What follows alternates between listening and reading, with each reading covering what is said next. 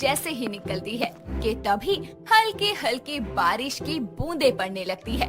किसी तरह बारिश में भीगते हुए वो अपने घर आती है। तभी उसकी माँ ललिता उसे यूं भीगा हुआ देखकर बोलती है, अरे बारिश हो रही है, थोड़ी देर कहीं ठहर जाती ना। एक तो दिसंबर का महीना है, ऊपर से ठंड में भीग कर आई है तू। हाय मैं तो भीग गई, ऐसे मत देखो, तौलिया दे दो। ले, एक तो तू भीग गई है, ऊपर से सर्दी जुकाम तो होना ही था। जा पहले अपने कमरे में जाकर कपड़े बदल ले, तब तक मैं तेरे लिए कुछ गरम गरम बना कर लाती हूँ। चंदू भी आता ही होगा। तभी गिन्नी चीखती हुई कमरे में जाती है और कुछ ही देर बाद कंबल में लिपटी हुई हॉल में आकर सोफे पर सिकुड़ कर बैठ जाती है। कुछ देर में उसका भाई चंदू भी घर आता है और तभी ललिता किचन से गरम गरम हरी मिर्च और आलू के पकोड़े लेकर आती है और टेबल पर रख देती है, जिसे देखकर गिन्नी मुंह बनाते हुए बोलती है, माँ आपने पकौड़े भी बनाए तो हरी मिर्च के। इतनी ठंड में भीग कर मैं वैसे ही परेशान हूँ, ऊपर से छींकों ने मेरा बुरा हाल कर दिया है। अब हरी मिर्च के पकौड़े खाकर कानों से धुआं निकलवाना चाहती हो क्या? क्या तू भी इतनी बड़ी हो गई है और अभी भी मिर्च खाने से डरती है? अरे बेटा, ये मोटी वाली हरी मिर्च है, इसमें कोई मिर्च नहीं होती। गरम गरम खाकर तो देख, तेरा सर्दी जुकाम बिल्कुल ठीक हो जाएगा। अरे माँ तुम भी गजब करती हो, हरी मिर्च मोटी हो या सूखी हो या हरी, लेकिन जुबान पर तो लगेगी ना। अरे माँ छोड़ो ना, छींकने दो इसे, वैसे भी इसके बस की नहीं है मिर्च खाना। हरी मिर्च में ही इतने नखरे हैं, लाल मिर्च होती तो देखते ही इसकी आंखों से आंसू नहीं लगते। इसीलिए कहते हैं लड़कियों के बस की नहीं है मिर्च खाना। उसकी ये बात सुनकर गिन्नी को बहुत गुस्सा आता है और वो हरी मिर्च के एक पकोड़े को उठाकर बड़ी हिम्मत से खाती है और खाते ही बोलती है, माँ इसमें तो सच में मिर्च नहीं है और ये पकोड़े तो बड़े टेस्टी है, मैं तो सारे खा जाऊंगी। मतलब क्या मैं उर्दू या फारसी में बोल रही थी? अब खुद खा रही है तो पता चला ना। गिन्नी ललिता की बातों पर कम और हरी मिर्च के पकोड़ों को खाने में ज्यादा ध्यान देती है और गपागप सारे पकोड़े खा जाती है। ऐसे ही एक दिन कॉलेज की क्लास लेते समय गिन्नी बार बार अपनी घड़ी में टाइम देखती है और जैसे ही क्लास खत्म होती है अपनी दोस्त अहाना के साथ वो कैंटीन में जाती है और बैग से लंच निकालती है। खाने में भिंडी देखकर वो बुरा सा मुंह बनाकर बोलती है, उफ ये भिंडी। अरे क्या हुआ? क्लास में बार बार टाइम देख रही थी कि कब खाना खाए, अब खाती क्यों नहीं? क्योंकि ये भिंडी की सब्जी देखकर ना मेरी भूख खुदकुशी कर चुकी है। इस भिंडी ने मेरी जिंदगी में मतलब झंड करवा रखी है। कुछ खास नहीं, मेथी के पराठे और भरवा हरी मिर्च, ले खा ले। क्या क्या क्या क्या क्या? भरवा हरी मिर्च? मतलब मैंने भरवा बैंगन, भरवा करेला और यहाँ तक कि ये स्वाद भरवा भिंडी भी खाई है, लेकिन हरी मिर्च भरवा कभी नहीं खाई। कैसे बनाते हैं? ओ बेअकल, बनने को बहुत कुछ बनता है, वो अलग बात है कि तूने पहले कभी खाया नहीं। ये खाकर देख, टेस्टी लगेगा और डोंट वरी, मिर्च भी नहीं लगेगी। अहाना के इतना बोलते ही गिन्नी उसके खाने पर टूट पड़ती है और कुछ ही देर में वो सब चट कर जाती है। उसे ऐसे खाता देखकर अहाना बोलती है, अरे अरे आराम से, सारा तू ही खा लियो, मैं तेरी भिंडी से काम चला लूंगी। थैंक यू यार। इतना बोलकर वो खाने लगती है, जिसके बाद से उसे हरी मिर्च खाने का शौक बढ़ जाता है और वो अपने खाने में किसी न किसी तरह से हरी मिर्च को खाने लगती है, जैसे हरी मिर्च का अचार, हरी मिर्च की सब्जी, पकोड़े और कुछ ना मिले तो कच्ची हरी मिर्च ही वो खा लिया करती है। ज्यादा हरी मिर्च खाने से एक दिन उसके पेट में जलन सी होने लगती है और उसके मुंह में छाले हो जाते हैं। एक दिन वो नाश्ता कर रही होती है और हर एक बाइट के बाद वो पानी पी रही होती है। ये देखकर उसकी माँ बोलती है, अरे गिन्नी क्या बात है, खाना खाने से ज्यादा तू पानी पिए जा रही है। मैंने तो इतनी मिर्च भी नहीं डाली है, पर तुझे क्यों लग रही है? नहीं माँ, खाना तो बहुत अच्छा बना है, बस मेरे मुंह में छाले से हो गए हैं। कुछ भी खाने पर बहुत जलन हो रही है। अच्छा, छाले हो गए हैं? तूने मुझे बताया भी नहीं। चल डॉक्टर के पास चलते हैं बेटा। अरे माँ, 1-2 दिन में खुद ही ठीक हो जाएंगे, क्यों डॉक्टर के पास पैसे फूकने हैं? हाँ ना, चल अभी। ललिता के कहने पर गिन्नी उसके साथ क्लिनिक जाती है, जहाँ डॉक्टर गिन्नी के मुंह की हालत देखकर बोलता है, पहले कभी ऐसा हुआ है क्या? नहीं डॉक्टर, पहले तो इसे कभी छाले नहीं हुए, लेकिन अब देखिए कैसे इसका पूरा मुंह लाल हो गया है, कुछ खा भी नहीं पा रही है, और हाँ, इसके पेट में भी जलन हो रही है। पेट की गर्मी के कारण ही ये हो रहा है। ऐसा मिर्च का ज्यादा सेवन करने से होता है, क्योंकि हरी मिर्च में मौजूद कैप्साइसिन पेट में गर्मी को बढ़ाता है। इसीलिए हरी मिर्च का सेवन एक लिमिट में ही करना चाहिए। बाकी मैं इनके लिए दवाइयाँ लिख देता हूँ। और हाँ, हरी मिर्च का सेवन रोज कीजिए, वो शरीर के लिए फायदेमंद है, लेकिन एक निश्चित मात्रा में। इतना कहकर डॉक्टर उन्हें दवाइयाँ लिखकर दे देता है और कुछ ही दिनों में गिन्नी के छाले और पेट की जलन बिल्कुल ठीक हो जाती है। साथ ही उसकी शादी सचिन नाम के लड़के के साथ हो जाती है।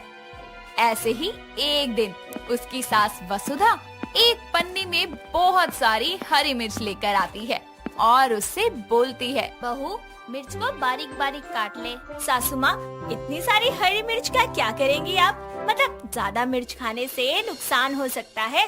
अरे बहू, इसे ऐसे ही थोड़ी खाना है। मैं तो हरी मिर्च का अचार बनाने के लिए लाई हूँ इतनी सारी। अचार?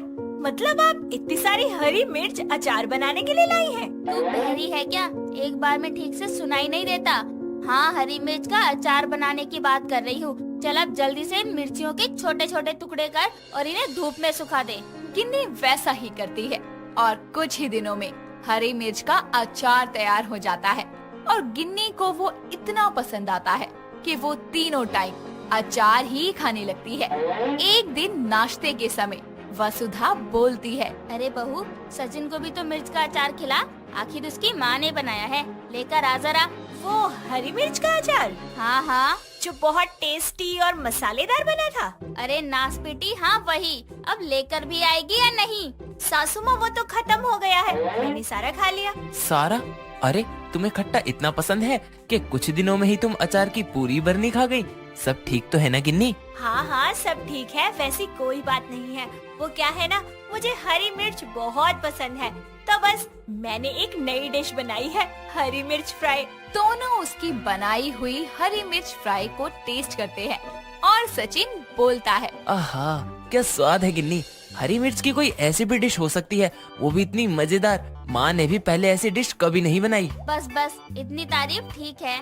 मतलब अच्छी बनी है हरी मिर्ची फ्राई। गिन्नी, थोड़ी बची हो तो लंच में भी पैक कर देना। जी जी, शुक्रिया। गिन्नी, क्या बात है, तेरी हरी मिर्च फ्राई तो छा गई। जिसके बाद वो हर 2-3 दिन बाद हरी मिर्च को किसी न किसी तरह हर खाने में डाल दिया करती। एक दिन कुछ पड़ोसनी उसके घर आती है तो उनके स्वागत के लिए गिन्नी समोसों के साथ ग्रीन चिल्ली सॉस बनाकर सर्व करती है, जिसे खाते ही उसकी पड़ोसनी बोलती है, वसुधा, समोसे के साथ की ये चटनी तो बड़ी चटपटी है, कहाँ से लाई? आंटी जी, कहीं से मांग कर नहीं, बल्कि ग्रीन चिली सॉस मैंने खुद बनाई है। अच्छा, तभी मैं कहूँ अलग ही स्वाद आ रहा है। हाँ, फिर भी तो एक समोसे के साथ 2 कटोरी चटनी चाट गई, क्यों? बहू, तेरी सास भी ना बड़ी मजाकिया है। कुछ देर बाद जब पड़ोसनी चली जाती है तो वसुधा बोलती है, बहू, तू अच्छा खाना बनाती है, लेकिन इतनी मिर्च वाली चीजें खाना ठीक नहीं है। पेट में जलन और एसिडिटी की प्रॉब्लम हो जाती है, और तो और पाइल्स जैसी खतरनाक बीमारी भी हो सकती है। सासू माँ, मुझे पता है, इसी कारण तो मैं डॉक्टर के पास भी जा चुकी हूँ। इसीलिए मैं लाल मिर्च बहुत कम यूज करती हूँ और हरी मिर्च भी लिमिट में ही खाती हूँ। और हाँ, मिर्च खाने के हमें बहुत सारे फायदे होते हैं। इससे हमारी आँखें और स्किन स्वस्थ रहते हैं, क्योंकि मिर्ची एंटीबैक्टीरियल होती है। साथ ही ये वजन घटाने में भी असरदार होती है। उंगली भर की हरी मिर्च में इतने सारे गुण, क्या बात है। फिर तो सही है।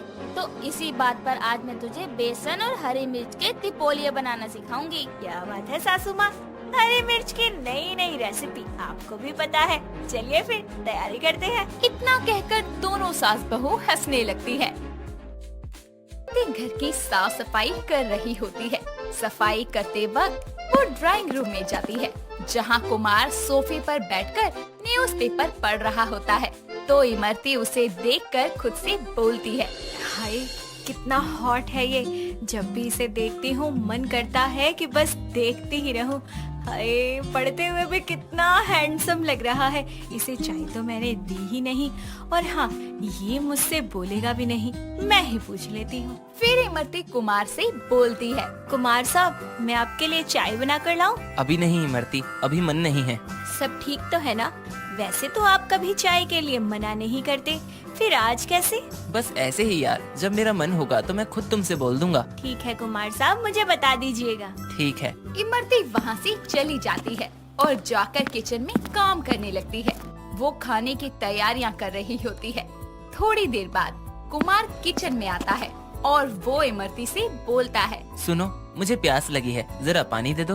अरे कुमार साहब, आप मुझे आवाज लगा देते, मैं खुद आपको पानी देने आ जाती। कोई बात नहीं, वैसे भी तो पूरे दिन बैठकर राइटिंग करता रहता हूँ, थोड़ा घूम फिर लूंगा तो कुछ हो थोड़ी जाएगा। ये भी ठीक है, आप रुकिए, मैं आपको पानी दे देती हूँ। इमरती कुमार के लिए पानी भरती है और उसे देने के लिए उसकी तरफ आती है तो अचानक ही उसका पैर उलझ जाता है, जिसकी वजह से वो और पानी का ग्लास दोनों कुमार के ऊपर गिर जाते हैं। फिर इमरती और कुमार दोनों एक साथ नीचे गिर जाते हैं। इमरती कुमार के ऊपर होती है और वो उसे बहुत ही प्यार से देखने लगती है और खुद से बोलती है, हाय ये क्या हो गया? जो मैंने कभी सपने में भी नहीं सोचा था वो हकीकत में हो गया। दिल कर रहा है बस इनके ऊपर ही लेटी रहूं। इमरती इतना सोच ही रही होती है कि तभी कुमार उसे बोलता है, तुम ठीक हो ना? जी मैं ठीक हूँ, आप ठीक है? हाँ मैं भी ठीक हूँ। अच्छा, अब तुम ऐसे ही मेरे ऊपर लेटी रहोगी या उठोगी भी? सॉरी अभी उठती हूँ। इमरती जैसे ही उठने की कोशिश करती है कि तभी दोबारा से वो कुमार के ऊपर गिर जाती है और इस बार उसका सर कुमार के सर से टकरा जाता है और वो कुमार से बोलती है, जी कुमार साहब, लगता है मेरे पैर में मोच आ गई, इसलिए मैं उठ नहीं पा रही। कोई बात नहीं, तुम हिलना मत, मैं कुछ करता हूँ। ठीक है कुमार साहब। अच्छा तुम एक काम करो, मुझे कसकर पकड़ लो, मैं हम दोनों को एक साथ उठा लूंगा। ठीक है, मैं पकड़ लेती हूँ। फिर कुमार अपने आप को और इमरती को एक साथ उठाता है और उठने के बाद वो इमरती को अपनी बाहों में उठाकर कमरे में ले जाता है और उसे बेड पर लिटा देता है, जिसके बाद वो उससे बोलता है, तुम ठीक हो? दर्द हो रहा है। तुम रुको, मैं दवाई लेकर आता हूँ। जी ठीक है। कुमार फर्स्ट एड बॉक्स लेकर आता है और उसमें से ऑइंटमेंट निकालकर वो इमरती के पैरों पर लगाने के लिए उससे पूछता है, मैं तुम्हारे पैर में दवाई लगा दूं? जी अगर आपको कोई दिक्कत ना हो तो। मुझे क्या दिक्कत होगी, मैं लगा देता हूँ। फिर कुमार उसके पैर में दवाई लगाना शुरू करता है। जैसे जैसे कुमार उसे दवाई लगाता है, इमरती को उतना ही मजा आने लगता है और वो अपने मन में सोचती है, वाह वाह वाह, मजा ही आ गया। बस कुमार जी ऐसे ही मेरे पैरों पर मालिश करते रहो। थोड़ा सा ऊपर, थोड़ा सा और ऊपर। क्या क्या कहा तुमने? मैं कुछ भी तो नहीं। देखो तुम घबराओ मत, मुझे बता सकती हो, अगर कहीं और दर्द हो रहा है तो मैं वहाँ भी दवाई लगा दूंगा। यार ये तो खुद से ही बोल रहा है, इसे बोल दूं क्या कि मुझे और जगह पर भी दर्द हो रहा है? आप सच कह रहे हैं ना? हाँ यार, तुम बताओ, कहीं और लगानी हो तो? अच्छा, तो थोड़ी सी दवाई मेरी कमर में भी लगा दीजिए। ठीक है, तुम उल्टी हो जाओ। जी ठीक है। इसके बाद इमरती पलट कर लेट जाती है। कुमार उसकी कमर पर दवाई लगाना शुरू करता है।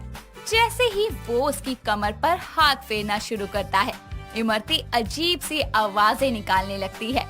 अरे कुमार साहब धीरे। क्या हुआ, ज्यादा दर्द हो रहा है क्या? जी नहीं, वो बस आज से पहले किसी ने मुझे ऐसे छुआ नहीं है ना, तो थोड़ा अजीब सा लग रहा है। अच्छा ठीक है, मैं धीरे करता हूँ। कुमार साहब आप रहने दीजिए, मुझे ऐसा लग रहा है कि दर्द कम होने की जगह और बढ़ता जा रहा है। क्यों? मैं आराम से तो कर रहा हूँ ना। अरे आपके आराम से करने की वजह से मेरे तन बदन में आग लग रही है और थोड़ी देर ऐसे ही चलता रहा ना तो मेरा खुद पर काबू कर पाना मुश्किल हो जाएगा। अब बताओ कैसा लग रहा है? अच्छा लग रहा है बहुत। कुमार इमरती की मालिश करता रहता है। थोड़ी ही देर में कविता अपने ऑफिस से वापस घर आती है। असल में कविता आज जल्दी घर आई थी क्योंकि उसे कुमार के साथ बाहर घूमने जाना था, लेकिन कुमार इस बात को भूल जाता है। कविता जैसे ही घर के अंदर आती है तो ना ही उसे कुमार नजर आता है और ना ही इमरती। वो उन दोनों को गायब देखकर खुद से बोलती है। कहाँ जा सकते हैं ये दोनों? कहीं ऐसा तो नहीं कि इमरती फिर से उनके साथ कुछ कर रही है? मुझे उस पर बिल्कुल भी यकीन नहीं है, वो कुछ भी कर सकती है। मैं जाकर देखती हूँ कि वो दोनों आखिर है कहाँ। फिर कविता उन्हें देखने के लिए सबसे पहले किचन में जाती है। उसे किचन में कोई नहीं मिलता, लेकिन वहाँ फैला हुआ पानी उसे नजर आता है।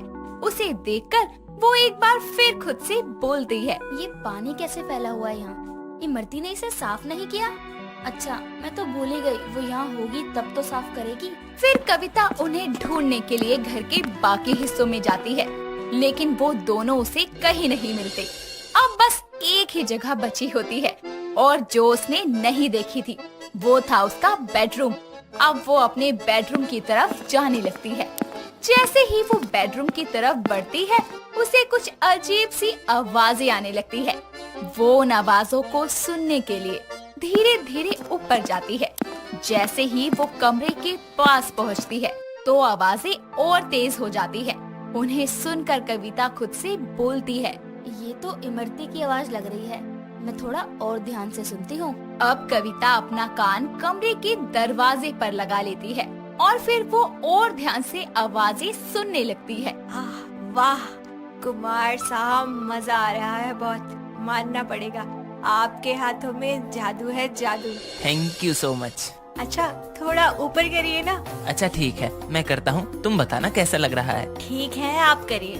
बाहर खड़ी कविता ये सब सुनकर खुद से बोलती है, ये क्या हो रहा है आखिर? मेरी पीठ पीछे मेरे पति, वो भी किसी और के साथ। छी छी, मैं तो ये कभी सोच भी नहीं सकती थी कि कुमार ऐसे निकलेंगे। और सुनती हूँ क्या क्या हो रहा है। कविता फिर से अपना कान दरवाजे पर लगाकर आवाजें सुनने लगती है। अब बताओ इमरती, कैसा लग रहा है? बस पूछो मत कुमार साहब, आज से पहले इतना मजा मुझे कभी आया ही नहीं। और कभी आएगा भी नहीं, क्योंकि तुम मुझसे करवा रही हो ना, इसलिए। कोई और करेगा तो वो मजा नहीं आएगा जो मेरे करने में आता है। सच कहा आपने कुमार साहब, आप बस ऐसे ही करते रहिए, मैं जिंदगी भर आपकी सेवा करूंगी। बाहर खड़ी कविता ये सब सुनकर खुद से बोलती है, अरे इमरती, कैसी बात कर रही हो? ये तो मेरा फर्ज है। अच्छा जी, ये करना इनका फर्ज बन गया। कविता खुद से इतना कहती ही है कि उसे इमरती की आवाजें सुनाई देती है और इमरती कुमार से बोलती है, कुमार साहब एक बार जोर का झटका दीजिए ना, सारा दर्द एक बार में बाहर आ जाएगा। तो अभी लो फिर। ये वाह, मजा ही आ गया। यार, मैं भी बहुत थक गया ये सब करके। अब कविता से ये सब बर्दाश्त नहीं होता और वो सीधा कमरे का दरवाजा खोलकर अंदर चली जाती है और देखती है कि सामने कुमार खड़ा है और इमरती बेड पर लेटी है, जिसकी कमर पर दवाई लगी है। कुमार कविता को वहाँ देखकर उससे बोलता है, अरे कविता, तुम आ गई? आज जल्दी कैसे आ गई? हमें आज बाहर घूमने जाना था, भूल गए क्या? और मुझे ये बताओ, ये सब चल क्या रहा है? अच्छा ये, अरे यार क्या बताऊं, आज पता है क्या हुआ? मैं किचन में पानी पीने के लिए गया तो इमरती मुझे पानी का गिलास देने के लिए मेरे पास आ ही रही थी, तो आते वक्त इसका पैर ही लग गया और ये गिर गई और इसके पैर में मोच आ गई, तो मैं बस इसके पैर में दवाई लगा रहा था। तो ये ऐसे उल्टी क्यों पड़ी है बेड पर? वो मैंने ही इन्हें कहा था मेरी कमर पर दवाई लगाने के लिए, इसलिए मैं ऐसे उल्टी लेटी हूँ। हाँ, अब समझी तुम? और वो सब आवाजें कैसी थी? वो तो मैं जब दवाई लगा रहा था तो इमरती को दर्द हो रहा था, इसलिए वो ऐसी आवाजें निकाल रही थी। अच्छा, मैं तो कुछ और ही समझ रही थी। अच्छा, अभी आपका दवाई लगाने का कार्यक्रम खत्म हो गया हो तो हम घूमने चले? हाँ हाँ, क्यों नहीं, मैं बस अभी रेडी हो जाता हूँ, फिर चलते हैं। ठीक है। थैंक यू कुमार साहब। कोई बात नहीं इमरती। इसके बाद इमरती अपने काम करने के लिए चली जाती है और कुमार रेडी होने के लिए, और इसके बाद कुमार और कविता घूमने के लिए चले जाते हैं और इमरती अपने कामों में व्यस्त हो जाती है। हेलो दोस्तों, ये तो आप सब लोग जानते ही होंगे कि लड़कियों को मेकअप करने का कितना शौक होता है। ऐसे ही एक लड़की है आशना, जिसे मेकअप करने का बहुत ही ज्यादा शौक था। वैसे तो वो खुद ही बहुत सुंदर थी, लेकिन फिर भी वो बिना मेकअप किए कहीं भी नहीं आया जाया करती। ऐसे ही एक दिन वो सुबह उठते ही खुद को शीशे में देखते हुए बोलती है, गुड मॉर्निंग आशना। रात को कितनी ठंड लग रही थी, लगता है सर्दी का मौसम आ गया है, तभी मुझे इतनी ठंड लग रही थी। अरे यार, जब मैं रात को सोती हूँ तो मेरा चेहरा कितना चमक रहा होता है, लेकिन जब सुबह उठती हूँ तो एकदम काया ही पलट जाती है, उजड़ा चमन लग रहा होता है। मेरा ये खूबसूरत चेहरा मेरे मेकअप के बिना कितना अधूरा सा लगता है, जो कि मुझे बिल्कुल पसंद नहीं है। चल आशना, अब जल्दी से फ्रेश हो जा, ठंडी का मजा ले आज तो तू। इस तरह मेकअप की शौकीन आशना फ्रेश होने चली जाती है और थोड़ी ही देर में वो नहा धोकर वापस अपने मिरर के सामने आकर बैठ जाती है, जहां उसके ढेर सारे मेकअप प्रोडक्ट्स लाइन वाइज लगे होते हैं और उन्हें देखकर वो खुद से बोलती है, अगर आज तुम इस दुनिया में और मेरे मिरर के पास ना होते तो बताओ कैसी लगती मैं। एक तुम ही तो हो मेरी खुशी, तुम्हारे चलते ही तो मैं डेली डेली खूबसूरत दिखती हूँ। तुम ना हो तो मेरी तो खूबसूरती ही ना दिखे किसी को। देखा आपने आशना को मेकअप से कितना प्यार है। इतना बोलकर वो मेकअप करना शुरू करती है और खुद से बोलती है, अरे वाह, कितनी खूबसूरत लग रही है आशना तू, तुझे तेरी ही नजर ना लग जाए। अच्छा, एक बार सब कुछ अच्छे से चेक कर लेती हूँ, कहीं कुछ रह तो नहीं गया। फाउंडेशन हो गया, फेस पाउडर हो गया, lipstick, eyeliner, eyebrow pencil, shimmer, eye shadow, highlighter, blusher, सब कुछ तो हो गया, लेकिन फिर भी ऐसा क्यों लग रहा है कि कुछ तो मिसिंग है। इस तरह आशना अपने चेहरे को अच्छे से देखने लगती है कि अचानक उसकी नजर अपनी आँखों के लेंसेस पर जाती है और वो बोलती है, देखा, मैं कह रही थी ना कि कुछ ना कुछ कमी तो लग रही है। हाय मेरी आंखें, लेंस बिना मस्कारे के अधूरी सी लगती हैं, अब एकदम पूरी लग रही है। ये बोलकर आशना मिरर के पास से मस्कारा उठाकर आईलैश पर लगाती है, जिसके बाद वो खुशी से फिर एक बार अपनी तारीफ करते हुए बोलती है, ओ वाह, हो गया डन मेरा मेकअप, अब जल्दी से कॉलेज के लिए निकलती हूँ, ब्यूटी क्वीन लग रही हूँ। आशना मेकअप करके अपना कॉलेज बैग लेकर कॉलेज के लिए निकल जाती है। जैसे ही वो बाहर निकलती है तभी उसकी माँ बबीता बोलती है, ओए आशना, ज्यादा होशियार बिल्ली की तरह दबे पांव भागने की कोशिश मत कर, जल्दी से टेबल पर बैठ जा और नाश्ता कर ले। मैं इतनी ठंड में सुबह उठकर तेरे लिए नाश्ता बना रही हूँ, समझी? माँ, मैं कॉलेज की कैंटीन में खा लूंगी, आप टेंशन मत लीजिए, बाय। एक भी पैर आगे बढ़ाने की गलती मत कर दियो, वरना बेलन फेंक के मारूंगी। और तुझे पता है ना ठंड में चोट कितनी तेज लगती है। चुपचाप टेबल पर बैठ जा। नालायक, तुझे शीशे के आगे खड़े होकर रेडी होने के लिए तो वक्त ही वक्त होता है, और सुबह नाश्ता करने के लिए 15 मिनट भी भारी पड़ रहे हैं। अगर आज तो बिना नाश्ता किए गई ना, तो आगे से अपने दोनों हाथ लेकर मेरे पास मेकअप खरीदने के पैसे मत मांगने आना। नहीं माँ, ये शब्द सुनने से तो अच्छा है कि मैं नाश्ता करके कॉलेज जाऊँ। बस कर अपनी ये नौटंकियाँ, जल्दी से नाश्ता कर और दफाओ मेकअप की दुकान। इस तरह आशना नाश्ते के चक्कर में कॉलेज पहुंचने में लेट हो जाती है और रास्ते में जब वो कॉलेज के लिए जा रही होती है तभी वो खुद से बोलती है, माँ ने भी सब गड़बड़ कर दिया, नाश्ते के चक्कर में मुझे लेट हो गया, आज फिर से लेट हो गई। मैं सोनी का मुझे पता नहीं क्या क्या सुनाएगी, गुस्से का तो गुबार निकालेगी मुझ पे। इस तरह खुद से बातें करती हुई वो कॉलेज के गेट पर जाती है और सोनिका और निहाल दोनों की नजर जब उस पर पड़ती है तो निहाल बोलता है, ले ओए, सोनिका आ ही गई। ये देखियो, आज फिर से ये नया बहाना बनाकर आई होगी। और वैसे भी लड़कियों के दिमाग में तो एक से एक बहाने होते हैं। ओए निहाल, इससे पहले कि उसका गुस्सा मैं तुझ पे उतारूं, अपना मुंह ना बराबर से बंद कर ले, समझा? इस तरह वो दोनों बातें कर ही रहे होते हैं कि तभी आशना उसके पास आकर पूछती है, क्या बात कर रहे थे तुम दोनों मेरे बारे में? हाँ, इतनी ठंड में जो तू रोज रोज मुझे क्लास के बाहर खड़ा करके वेट करवाती है ना, उसी के बारे में।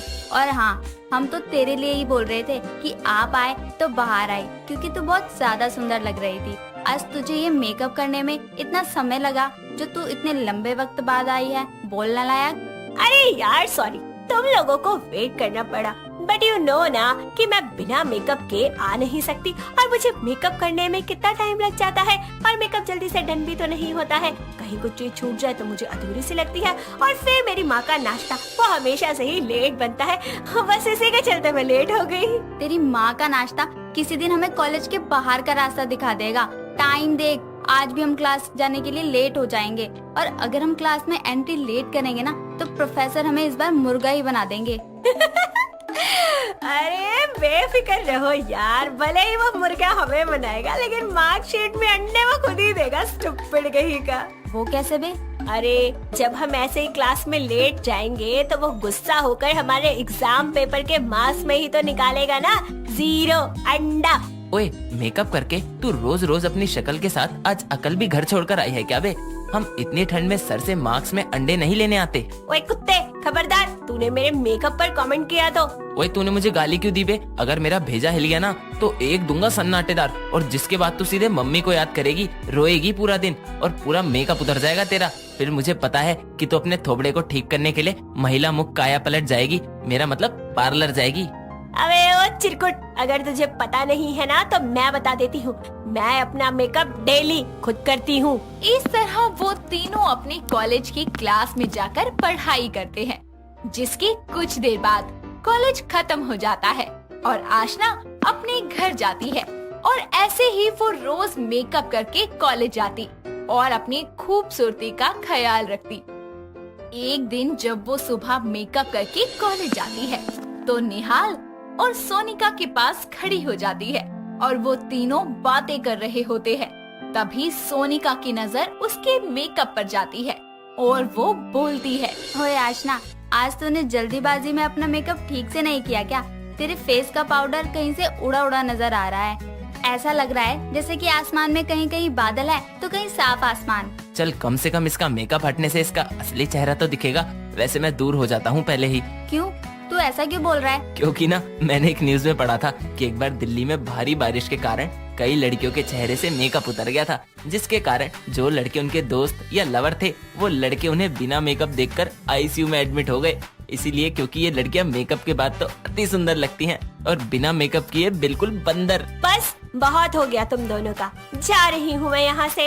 इस तरह आशना गुस्से में वहाँ से चली जाती है और जैसे ही वो घर जाती है तो उसकी माँ उसका उदास चेहरा देखकर बोलती है, ओए आशना, क्या हुआ तुझे? 12 क्यों बजे तेरे चेहरे पर? मेकअप खत्म हो गया क्या? तो पैसे ले ले। माँ आप भी मुझे मत चिढ़ाओ। ये बोलकर आशना अपने कमरे में जाकर शीशे में अपना चेहरा देखने लगती है और अपने चेहरे से मेकअप के कारण हुई व्हाइट पैचेस को ठीक करने की कोशिश करती है, लेकिन चेहरे की नमी चले जाने के कारण बार बार उसके चेहरे पर मेकअप खराब होने लगता है और ये सब उसकी माँ बाहर खड़ी दरवाजे से देख लेती है, जिसके बाद वो अंदर आकर बोलती है, बेटा आशना, गुस्सा तेरी इस परेशानी का हल नहीं, समझी?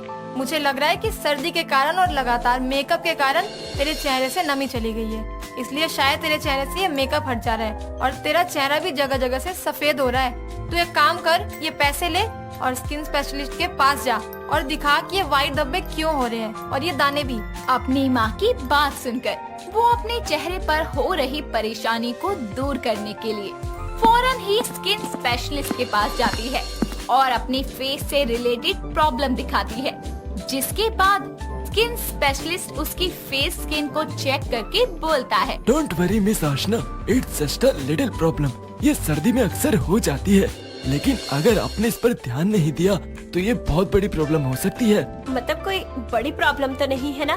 मेरी स्किन पहले जैसी तो हो जाएगी ना? यस ऑफ कोर्स, ये व्हाइट पैचेस एंड पिंपल आपके ज्यादा मेकअप प्रोडक्ट यूज करने के कारण आपके चेहरे की नमी खत्म हो गई है, इसी कारण आपके फेस पर ये व्हाइट पैचेस हो रहे हैं। मैंने आपकी स्किन के अकॉर्डिंग ये मेडिसिन और ये ट्यूब दिया है, आप इसे डेली यूज कीजिए। और हाँ, आपको अगर मेकअप का फुल नॉलेज नहीं है तो फिर आप अच्छे से मेकअप की नॉलेज लीजिए, फिर कहीं अगली बार आपको कोई बड़ी प्रॉब्लम ना हो जाए। इस तरह आशना मेडिसिन लेकर घर जाती है और स्किन स्पेशलिस्ट की एडवाइसेस को फॉलो करती है। ऐसे ही वक्त बीतता जाता है, उसकी स्किन से व्हाइट पैचेस और पिंपल्स खत्म हो जाते हैं और वो पार्लर और मेकअप की सभी इंफॉर्मेशंस को कलेक्ट करती है और अपनी स्किन टोन के अकॉर्डिंग अपना मेकअप न सिर्फ चेंज करती है, बल्कि अब वो मेकअप लगाने से पहले अपने फेस को मॉइस्चर करने के लिए पार्लर स्पेशलिस्ट की बताई हुई क्रीम का यूज करती है, जिससे उसके चेहरे की नमी बरकरार रहने लगती है और एक बार फिर से वो अपनी खूबसूरत चेहरे को लेकर कॉलेज जाती है, जहाँ निहाल उसे देखकर बोलता है, वाह ओए झल्ली, आज तो तू कमाल लग रही है। तुझे देख के मुझे सर्दियों का एक ऐड याद आ गया। हाँ सुनाना। सर्दी की नजर ना लगे। उसका गाना सुनकर सोनिका और आशना हंसने लगते हैं और इस तरह मेकअप की शौकीन आशना की ये